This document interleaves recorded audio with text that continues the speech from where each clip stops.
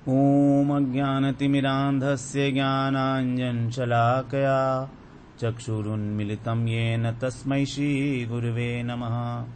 वाञ्छाकल्पतरुभ्यश्च कृपा सिन्धुभ्येव च पतितानां पावनेभ्यो वैष्णवेभ्यो नमो नमः।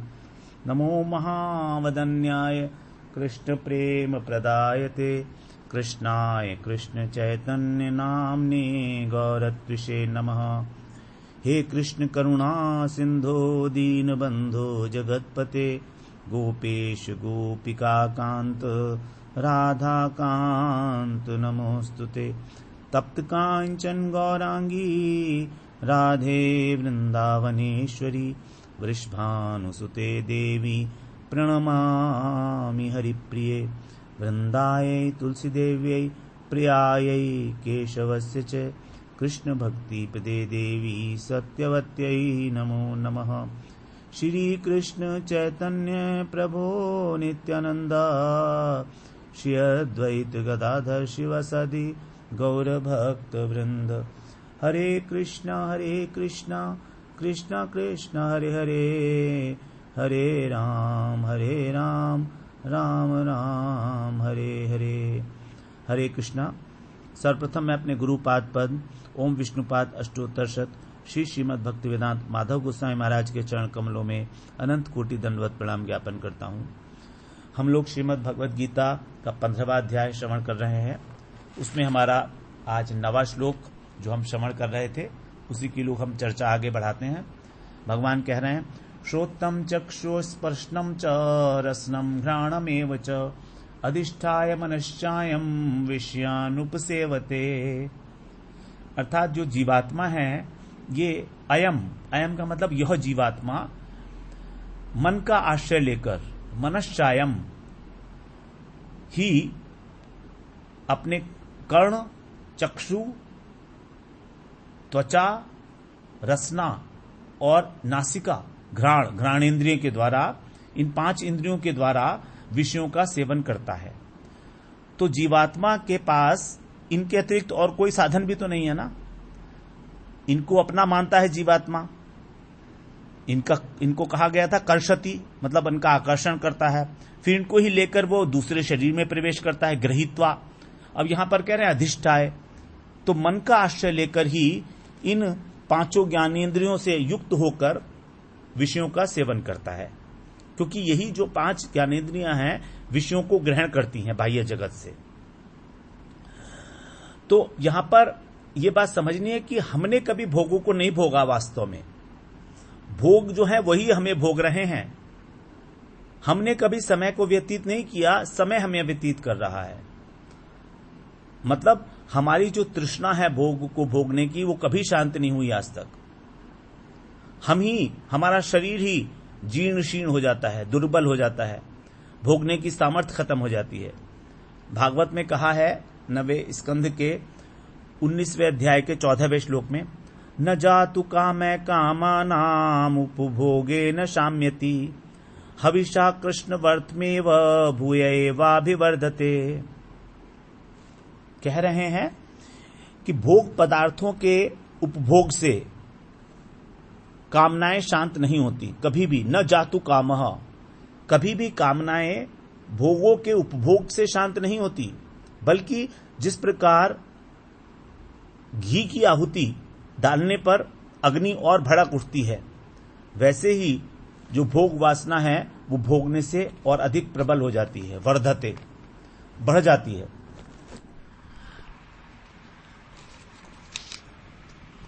तो हमें ये निश्चय तो करना ही होगा कि हमें विषयों का सेवन जो करना है वो कैसे करना है, क्योंकि विषयों का सेवन करने की तो हमारी आदत भी बनी हुई है, अभ्यास बना हुआ है, बहुत पुराना अभ्यास है।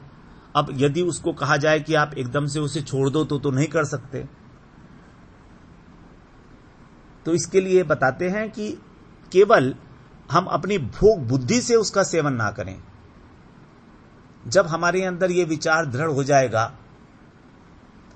तो क्या होगा, इंद्रियां जो हैं उन स्वयं ही निर्विषय हो जाएंगी वो, और मन भी फिर भोगों का संकल्प विकल्प नहीं करेगा।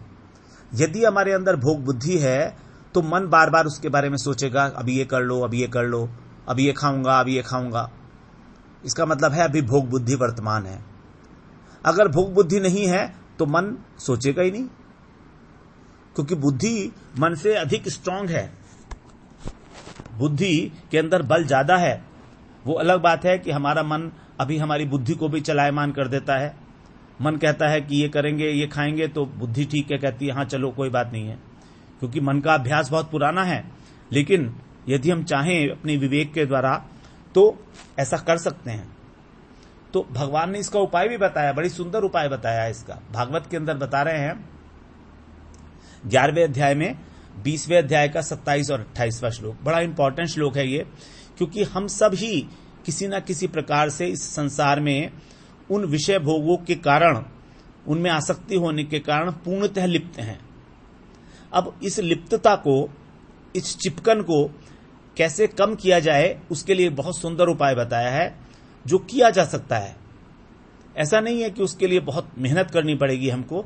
यदि हम थोड़ा सा भी अपने अंदर दृढ़ता ले आए तो ऐसा किया जा सकता है। तो इसको हम लोग श्रवण करते हैं। कह रहे हैं, जात शर्धो मत कथासु, स्वयं भगवान कह रहे हैं उद्धव जी से, जात शर्धो मत कथासु निर्विण्ण सर्व कर्मसु वेद दुखात्मकान कामान परित्यागेप्यनीश्वरः ततो भजेत माम प्रीतः श्रद्धालुर्दृढ़ निश्चयः जूष्माणांश तान कामान दुखोदरकांश गरहयन्। जात शर्धो मत कथासु निर्विण्ण सर्व कर्मसु, जो व्यक्ति, जो साधक निर्विण्ण माने उदासीन, सर्व कर्मसु सभी कार्यों से उदासीन हो गया है, जो साधक सभी प्रकार के कर्मों से विरक्त हो गया है, उदासीन हो गया है, और उनके अंदर दुख बुद्धि रखता है। कर्म जो है वो दुख का स्वरूप है। वेद दुखात्म कान कामान, सारी कामनाओं के प्रति दुख बुद्धि रखता है। और क्या है, मेरी कथा के प्रति उसके अंदर श्रद्धा उत्पन्न हो गई है। जात माने उत्पन्न होना, श्रद्धो मत कथासु, मेरी कथाओं में। और वो ये भी जानता है कि सभी भोग, सभी कामनाएं दुख रूप है।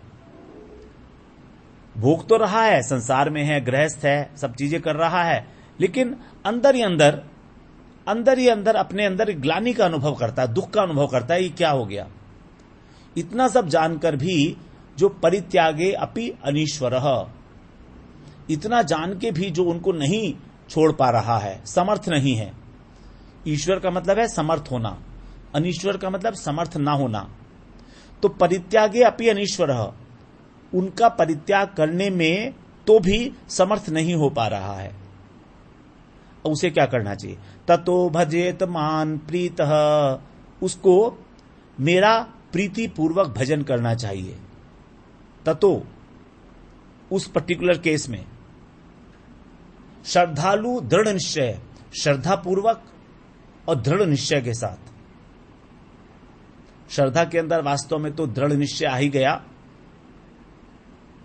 लेकिन यहां दृढ़ निश्चय के ऊपर भगवान ने और अधिक बल दिया है, क्योंकि बुद्धि का विषय हो जाता है। तो जब तक हमारी बुद्धि निश्चयात्मक नहीं है, उसने दृढ़ता धारण नहीं की है, तब तक मन को कंट्रोल करना उसके लिए संभव नहीं है। तो मेरा जो है भजन करे वो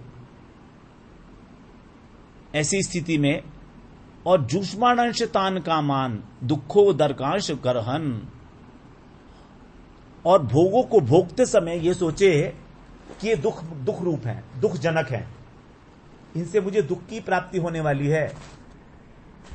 मन ही मन उनकी निंदा करे,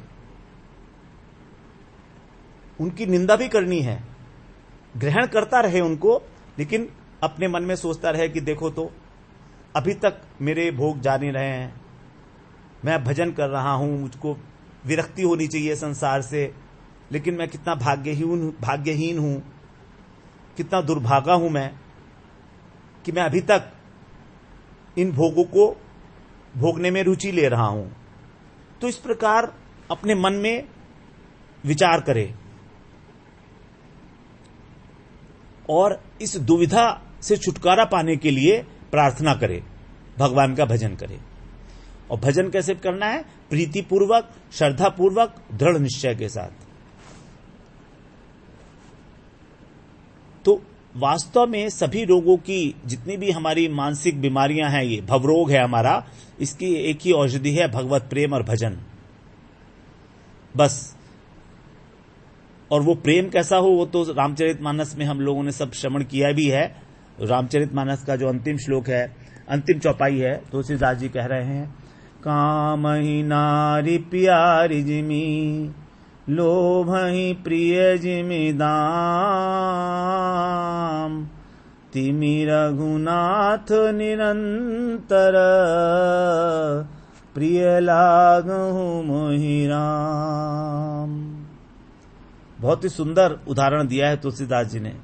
जिस प्रकार एक कामीन व्यक्ति को स्त्री पसंद है, प्यारी लगती है, और जो एक लालची व्यक्ति है, लोभी है, उसको पैसा बहुत अच्छा लगता है, उसी प्रकार हे रघुनंदन, हे रघुनाथ, आप मुझे प्रिय लगें हमेशा। तिमि रघुनाथ निरंतर, प्रिय लागहु मोहि राम। तो वास्तव में महिमा जो है भजन के अंदर, यहां पर स्पष्ट रूप से निरंतरता की बताई है। भजन वही है जो निरंतर है। तो इस प्रकार से भगवान ने ही भागवत में इसका उपाय भी बता दिया है कि हम किस प्रकार से भोगों को भोगते हुए भी, उनकी निंदा करते हुए और प्रार्थना करते हुए कि किस प्रकार से मेरी ये जो स्थिति है दुविधा वाली, इससे मैं ऊपर उठ पाऊंगा, किस प्रकार मैं एकनिष्ठ होकर, निरीह होकर, अकिंचन होकर भगवान की सेवा कर पाऊंगा। इस प्रकार की प्रार्थना करते हुए जब हम भजन करते हैं, तब हमारी प्रार्थना भी वो स्वीकार होती है, और जो हम चाहते हैं वैसा भगवान करते भी हैं। अब हम लोग इसका 10वां श्लोक श्रवण करते हैं। भगवान बता रहे हैं, उत्क्रामंतम स्थितम वापि भुंजानम वा गुणान्वितम, विमूढ़ानानुपश्यन्ति पश्यन्ति ज्ञान चक्षुषः।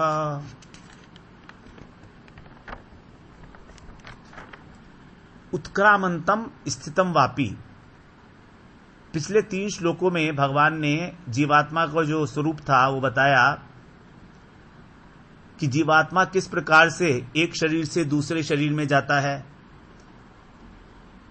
उत्क्रामंतम, इंद्रियों को साथ लेकर जाता है, गृहीत्वा, और वहां पर जाकर भी विषयों का सेवन करता है, अधिष्ठाय,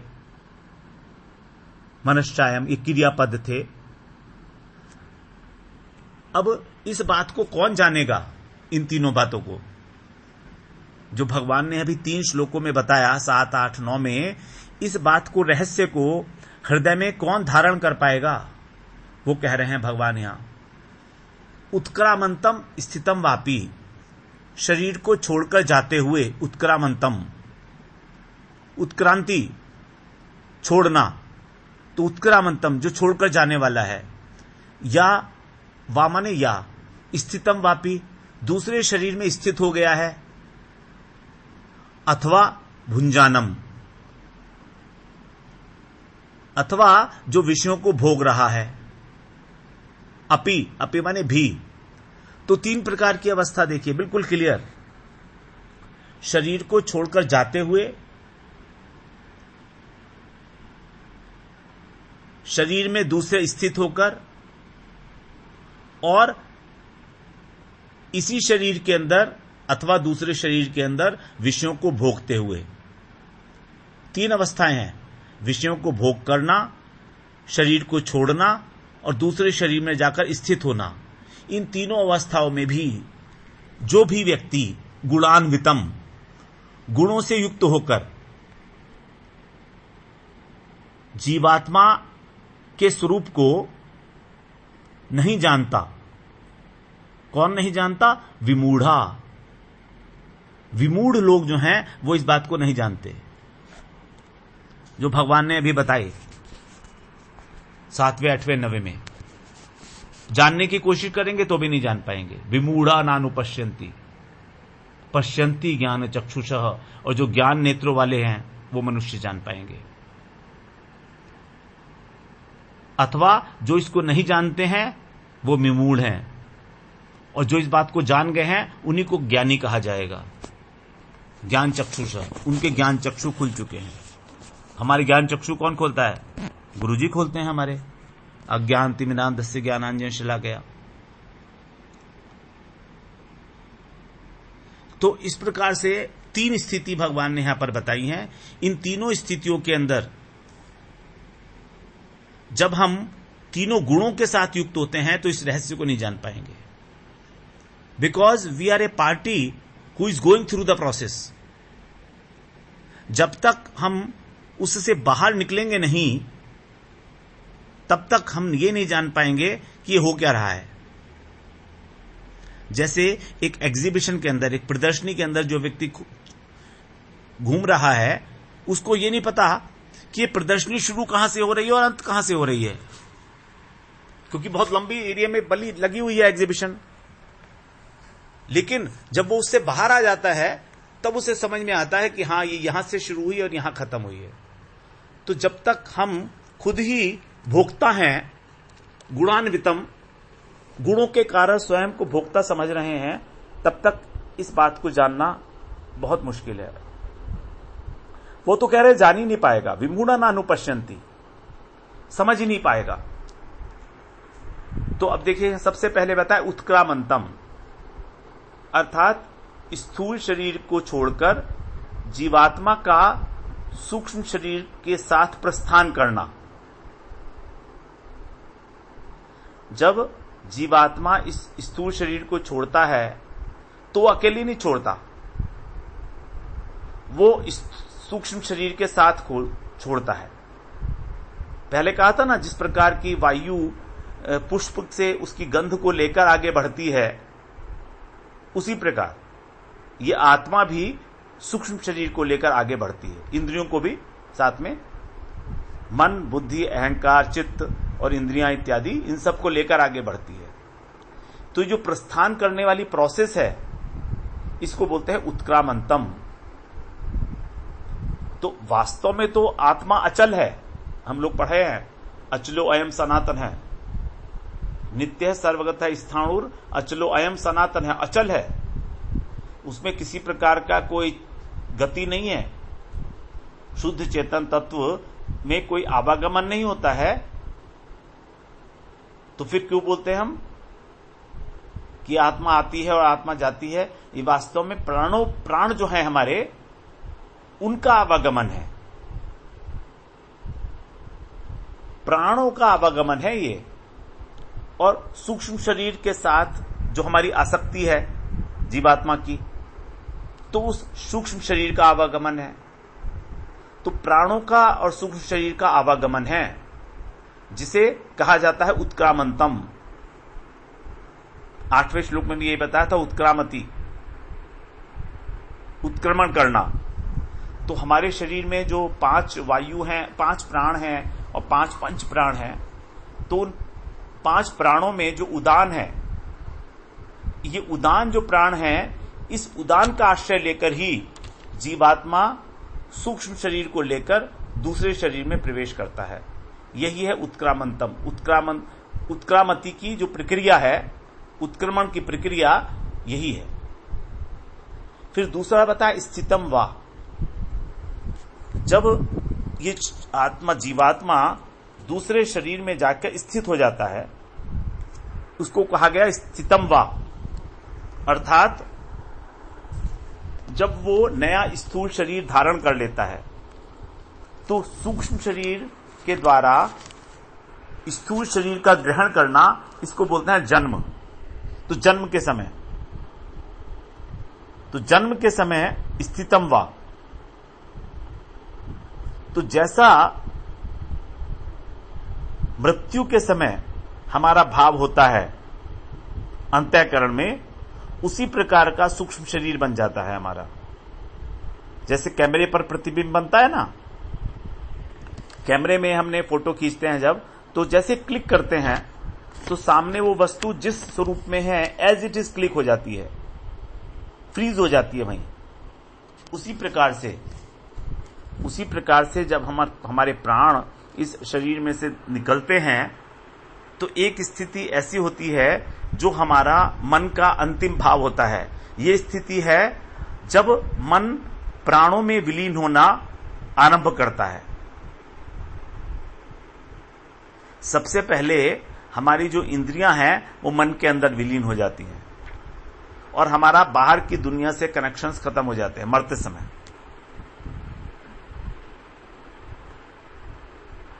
बाहर से हमें कोई भी वस्तु की अनुभूति नहीं होगी, क्योंकि इंद्रियां जो ज्ञान को प्राप्त कर रही थी बाहर से वो सब मन में विलीन हो गई। लेकिन अभी मन जागृत है, अभी मन संकल्प विकल्प कर सकता है, अभी मन इच्छा कर सकता है। तो यही अवस्था है स्वप्न अवस्था की भांति। तो इस अवस्था में भी मन जागरूक है। अब दूसरी स्टेज में हमारा जो मन है वो भी प्राणों के अंदर विलीन होता है।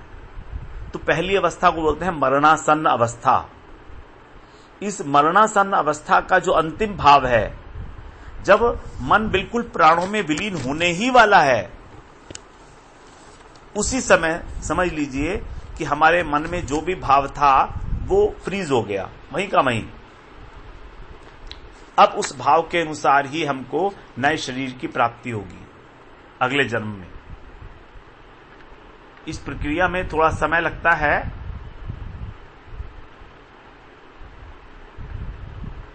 क्योंकि जो सूक्ष्म शरीर है वो बिल्कुल उसी अनुरूप बनेगा जैसा हमारा मन का भाव था, जिसको कहा गया था शरीरम यद अवापनोति, कि जैसा शरीर प्राप्त होता है। तो यह स्थितम वा, अब वो दूसरे शरीर में जाकर स्थित हो गया। तीसरा है भुंजानम वा, स्थूल शरीर को धारण करके विषयों को भोगना, भोगते समय।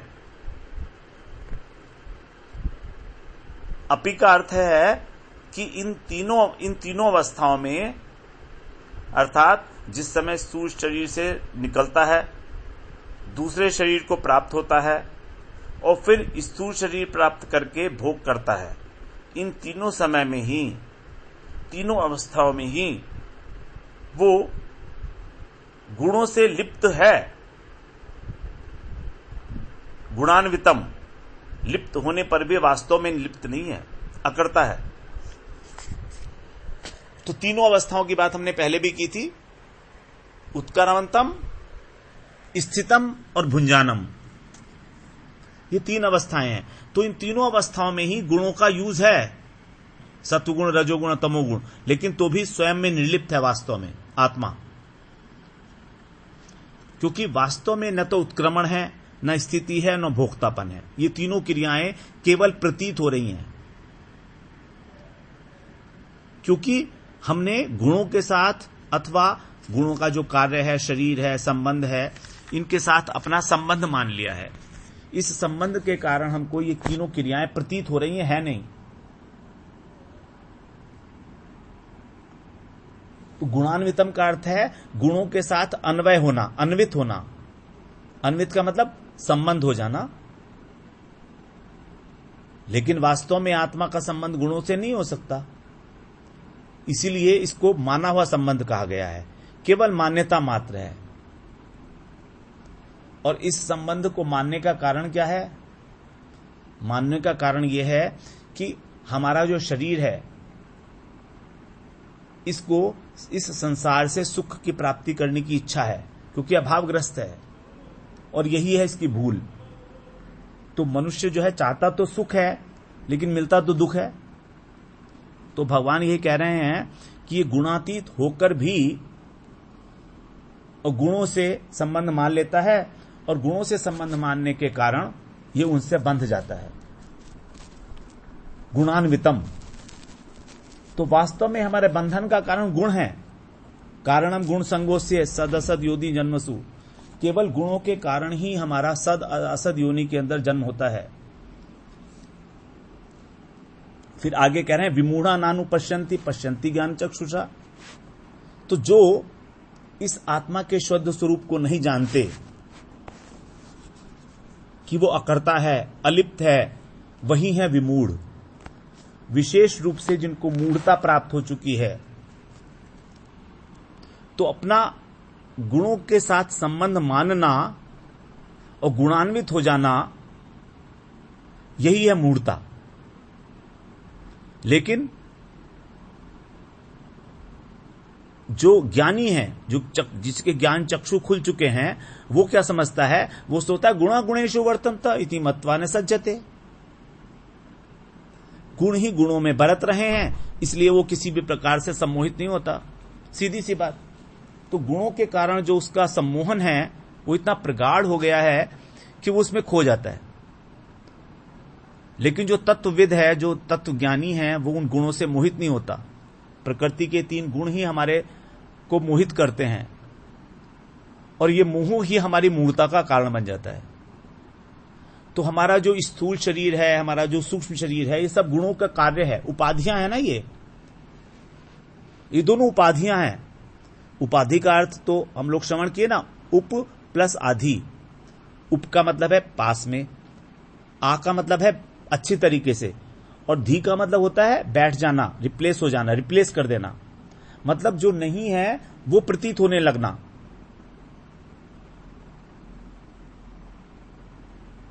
आधि, आधि का मतलब है आदान करने वाली। जो चीज पास रह के अपने गुणधर्म को दूसरे में डाल दे। ये जो हमारा सूक्ष्म शरीर है, ये आत्मा के पास है, वो तो ठीक है, लेकिन अपने गुणधर्म को जब ये आत्मा में आरोपित कर देता है, तब हम इसको बोलते हैं उपाधि, आदान करने वाली। तो स्थूल शरीर और सूक्ष्म शरीर ये आत्मा के पास हैं, इसीलिए हमारा जो कर्तापन है और भोक्तापन है वो अनादिकाल से चला आ रहा है और चलता रहेगा, और यही हमारे आवागमन का कारण बन जाता है। तो आरोपित कर देना अपने गुणधर्म को आत्मा के ऊपर। अब अज्ञानी पुरुष ये स्वीकार कर लेता है कि ये सब मेरा है, इस आरोप को स्वीकार कर लेता है। जैसे उपाधि होती है ना, प्राइम मिनिस्टर की एक उपाधि है प्राइम मिनिस्टर, तो नरेंद्र मोदी हैं, प्राइम मिनिस्टर हैं, लेकिन वो केवल प्राइम मिनिस्टर ही नहीं है, वो तो उपाधि है, आरोपित है। कुछ समय बाद जब इलेक्शन होंगे, नहीं होंगे, तो उपाधि खत्म हो गई, नष्ट हो गई। तो उपाधि एक ऐसी चीज है जो आरोपित की गई है, और उस आरोप को अब स्वीकार कर लेना, यही एक भूल है। यदि नरेंद्र मोदी हमेशा ये सोचे कि मैं प्राइम मिनिस्टर हूं, और वो ना रहे, उसके बाद भी सोचेगा, तो क्या है, वो विमूढ़ कहेंगे उसको, मूर्ख है, पागल है, और क्या कहेंगे। तो वस्तुतः मनुष्य निरुपाधिक है, आत्मा निरुपाधिक है, लेकिन स्वीकार किए हुए है अपने को आत्मा, उपाधि को। जब उसे अपना स्वरूप का ज्ञान हो जाता है कि नहीं, वास्तव में मैं उपाधि नहीं हूं, तब उसको कहा गया है ज्ञान चक्षुषः। ज्ञान चक्षु उसके खुले हुए हैं, पृथक वस्तु। तो जो विषयों में अटका था, उपाधियों में अटका था, जो मान रहा है कि मैं ही हूं, यही सब कुछ, यही है मूढ़ता। भगवान यदि भगवान कहें कि ठीक है, तुम भूल गए हो, कोई बात नहीं है, हम तुमको याद करा देते हैं, तुम हमारी सुनो तो।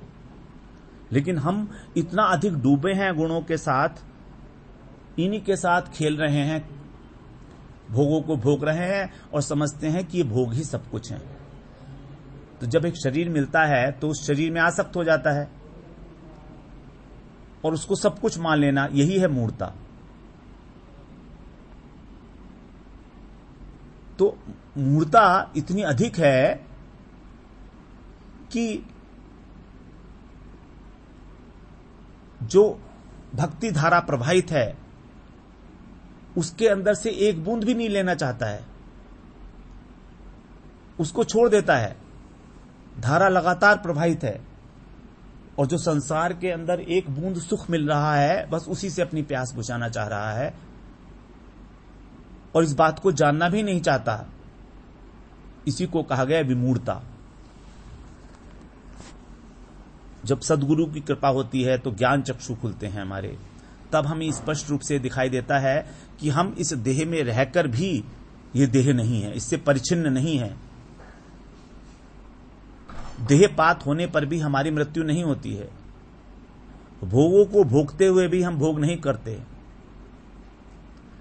तो यही स्थिति है वास्तव में जब हमारा ज्ञान चक्षुषः पश्यन्ति ज्ञान चक्षुषः, जिसके ज्ञान चक्षु खुले हैं, ज्ञान रूपी नेत्र खुले हैं, ऐसा विवेकशील पुरुष ही वास्तव में इस आत्मा के रहस्य को तीनों स्थितियों में, उत्क्रामंतम, स्थितम और भुंजानम, इन तीनों स्थितियों में वो जान पाता है कि उसका क्या स्वरूप है। तो हम लोग फिर अगली बार श्रवण करते हैं 11वें श्लोक। वांछा कल्पतरुभ्यश्च कृपा सिंधुभ्येव च पतितानां पावनेभ्यो वैष्णवेभ्यो नमो नमः।